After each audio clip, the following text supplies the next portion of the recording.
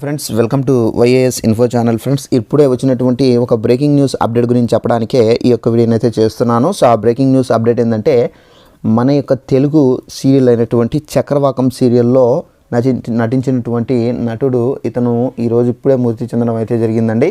ఏ కారణం చేత మృతి చెందారు ఏంటి దానికి సంబంధించిన పూర్తి తెలియజేస్తాను. వీడియో నచ్చింది లైక్ చేసుకొని సబ్స్క్రైబ్ చేసుకొని ఫాలో అవుతండి.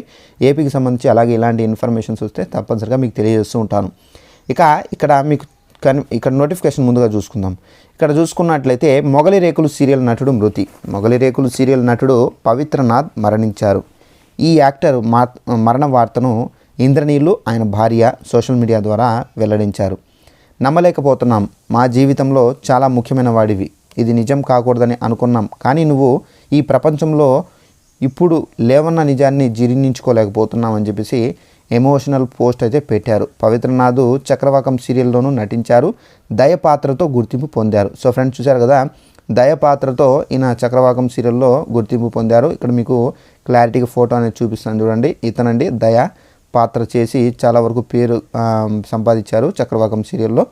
సో ఇతను మనకు ఏదో కారణం చేత చనిపోయారండి. సో దీనికి సంబంధించి దర్యాప్తు అయితే జరుపుతున్నారు. ఏ కారణం చేత చనిపోయారు ఏంటనేది ఇన్ఫర్మేషన్ నచ్చింటే లైక్ చేసుకుని తెలియని వాళ్ళు కూడా షేర్ చేసి తెలియపరచండి. Thanks for watching this video. All the best.